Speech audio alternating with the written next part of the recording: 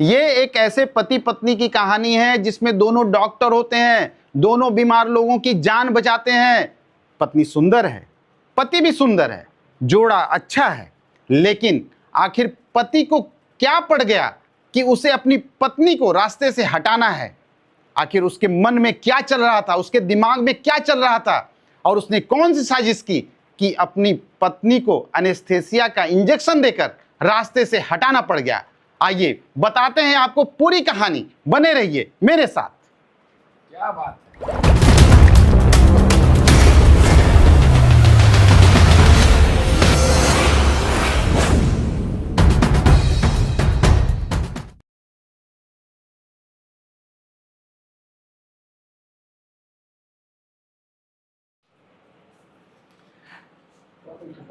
ये कहानी जो है बेंगलुरु की कहानी है। यहाँ पर महेंद्र रेड्डी और कृतिका रेड्डी, ये दोनों पति पत्नी हैं, दोनों एमबीबीएस हैं। जो महेंद्र है वो गैस्ट्रोलॉजिस्ट, और जो उसकी पत्नी है कृतिका वो डर्मेटोलॉजिस्ट। ये दोनों डॉक्टर हैं, दोनों के पास पैसा है, और इन दोनों की जो शादी हुई, चूँकि दोनों डॉक्टर थे, बहुत ही हाई प्रोफाइल शादी हुई, और दहेज भी अच्छा खासा महेंद्र को दिया गया, कृतिका के घर वालों ने दिया। लेकिन आखिर महेंद्र को कृतिका को रास्ते से हटाना क्यों पड़ गया?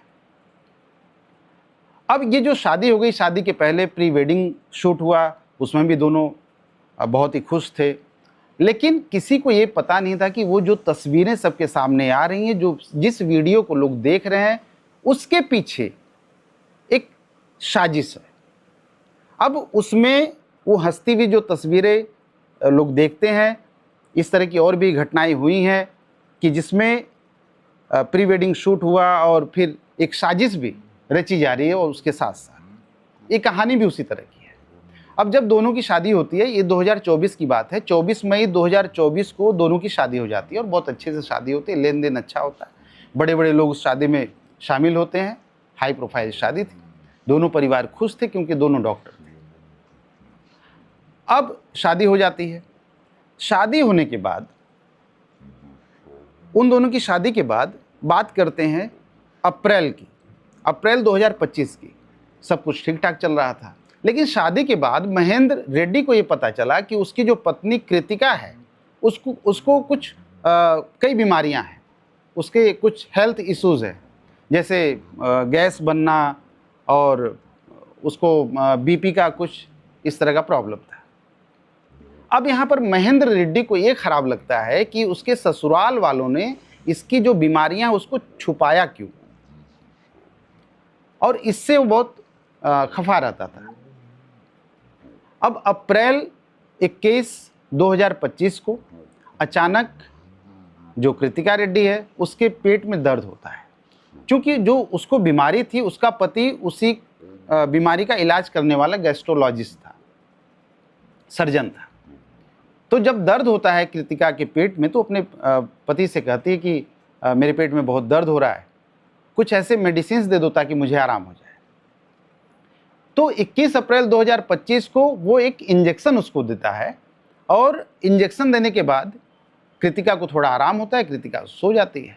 लेकिन 22 अप्रैल 2025 को फिर उसके पेट में दर्द शुरू हो जाता है। फिर वो अपने पति को फ़ोन करती है कि दर्द मेरा दोबारा शुरू हो गया है। फिर महेंद्र ने कहा कि वही वाला इंजेक्शन जो मैंने कल तुमको दिया था, वो इंजेक्शन मैं दोबारा तुमको दे देता हूँ, फिर से आराम हो जाएगा।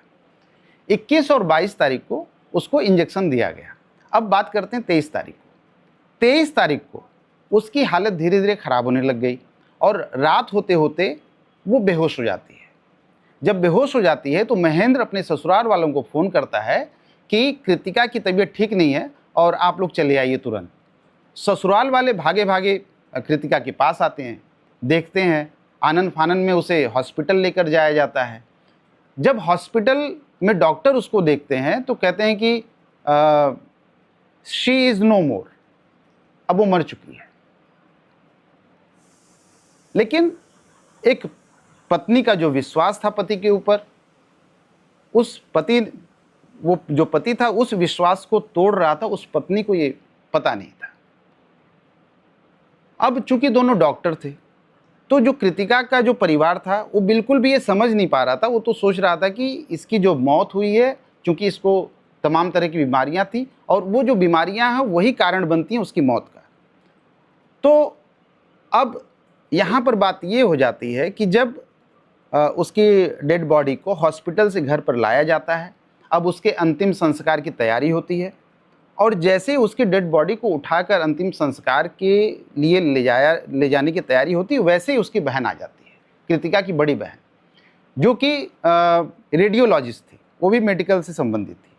तो उसने वहाँ पर अचानक महेंद्र से कहा कि इसका अंतिम संस्कार नहीं किया जाएगा, अंतिम संस्कार करने से पहले इसका पोस्टमार्टम होगा। लेकिन महेंद्र को ये मंजूर नहीं था और कृतिका के परिवार वाले भी कुछ समझ नहीं पा रहे थे, लेकिन वो अड़ गई, जिद करने लग गई, नहीं इसका पोस्टमार्टम होगा। तो उसके जिद के कारण महेंद्र को झुकना पड़ गया। फिर उसको पोस्टमार्टम में उसे हॉस्पिटल पोस्टमार्टम हाउस भेज दिया जाता है। जब उसका पोस्टमार्टम जो डॉक्टर हैं वो कर रहे होते हैं, प्रोसेस चल रहा होता है, तो महेंद्र थोड़ा सा घबराया हुआ होता है। वो कई बार उस पोस्टमार्टम हाउस में जाता है, फिर बाहर आता है, उसके चेहरे पे साफ साफ ये दिख रहा था कि वो बहुत घबराया हुआ है। वो जो डॉक्टर पोस्टमार्टम कर रहे थे, वो उनको भी समझ में नहीं आ रहा था कि आखिर ये डॉक्टर तो है ठीक है, लेकिन ये बार बार पोस्टमार्टम हाउस में क्यों आ रहा है। अब इसके बाद पोस्टमार्टम होता है। पोस्टमार्टम होने के बाद उसके बॉडी को हैंडओवर कर दिया जाता है परिवार वालों को। परिवार वाले ले जाकर उसका अंतिम संस्कार कर देते हैं। लेकिन महेंद्र के जो घबराहट की जो लकीरें उसके चेहरे पर दिख रही हैं, वो साफ दिख रही हैं और मिट नहीं रही हैं। मिटती कब हैं वो लकीरें? जब कुछ दिनों बाद जो पोस्टमार्टम रिपोर्ट आती है तो राहत की सांस लेता है कि उस पोस्टमार्टम रिपोर्ट में ऐसा कुछ नहीं था जो महेंद्र को सलाखों के पीछे कर सकता था। महेंद्र चैन की सांस लेता है। परिवार वालों को पहले ही महेंद्र के ऊपर एतबार होता है, भरोसा होता है कि महेंद्र ऐसा कोई कदम नहीं उठा सकता है, उसके बेटी को परेशान नहीं कर सकता है, एक पढ़ा लिखा MBBS डॉक्टर। तो पूरा भरोसा था ससुराल वालों। लेकिन ये जो उसकी रिपोर्ट आने के बाद जब कुछ ऐसा नहीं निकलता है तो दोनों परिवार वाले आराम से अपने अपने घर चले जाते हैं और बात यहीं पे ख़त्म हो जाती है, ऐसा लगता है। लेकिन जब अक्टूबर 2025 की वो 13 तारीख आती है तो सबके होश उड़ जाते हैं। होश इसलिए उड़ जाते हैं कि वो जो रिपोर्ट होती है वो पोस्टमार्टम रिपोर्ट ना हो कि वो बिसरा की रिपोर्ट होती है। और उस बिसरा की रिपोर्ट में ये साफ साफ दर्ज किया जाता है, उसमें दिखाया जाता है कि जो कृतिका की मौत हुई है वो ऐसे नहीं हुई है, उसको किसी मेडिसिन का ओवरडोज दिया जा चुका था। मतलब एनेस्थीसिया का ओवरडोज उसको दिया गया था। ये क्लियर हो जाता है। अब महेंद्र जो होता है वो घबरा जाता है और कृतिका की जो बहन है जब इस रिपोर्ट को देखती है तो फौरन अपने पिता के साथ पुलिस स्टेशन पहुंच जाती है और फिर FIR दर्ज कर ली जाती है, कराई जाती है उसके द्वारा पुलिस थाने में उस महेंद्र रेड्डी के खिलाफ। महेंद्र रेड्डी भी परेशान हो जाता है। महेंद्र को पुलिस ढूंढती है, आखिर उसको पकड़ लिया जाता है अगले ही दिन, मतलब 14 तारीख को, 14 अक्टूबर को उसको पकड़ लिया जाता है। पुलिस थाने लेकर जाती है, पूछताछ का दौर शुरू होता है। महेंद्र जब पुलिस कड़ाई करती है तो महेंद्र टूट जाता है। फिर एक नई कहानी निकल कर सबके सामने आती है। कहानी ये थी कि जब दोनों की शादी हुई और शादी के कुछ दिनों बाद जब महेंद्र को पता चला कि उसकी बीवी को कई तरह की बीमारी है तो परेशान हो उठा। अब वहाँ पर वो सोचने लगा कि आखिर इससे, कृतिका रेड्डी से जिससे उसकी शादी हो चुकी है, इससे कैसे पीछा छोड़ा जा सकता है। हालांकि उसके पीछा छुड़ाने के और भी तरीके होते हैं, तलाक होता है।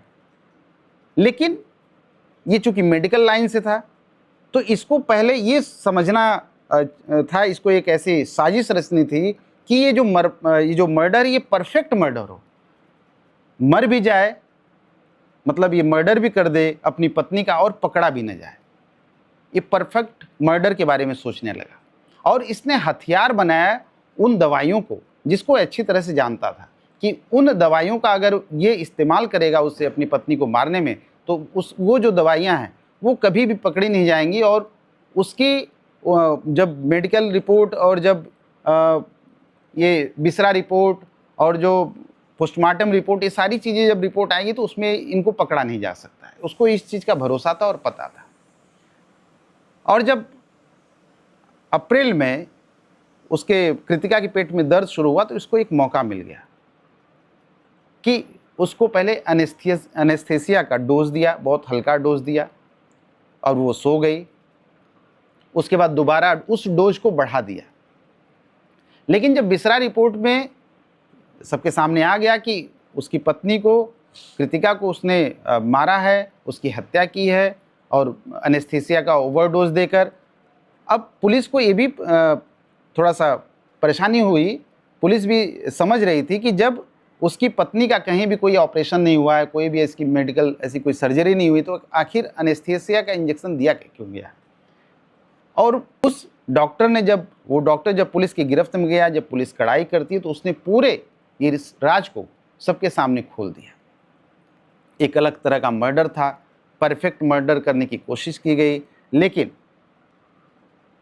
जो अपराधी होता है वो कभी बच नहीं सकता क्योंकि जो कानून के हाथ होते हैं वो बहुत लंबे होते हैं और अपराधी एक साजिश करता है, ये सोचता है कि वो कभी पकड़ा नहीं जाएगा, लेकिन चूंकि कानून के हाथ लंबे होते हैं तो एक न एक दिन वो पुलिस की गिरफ्त में आ जाता है और पहुंच जाता है सलाखों के पीछे।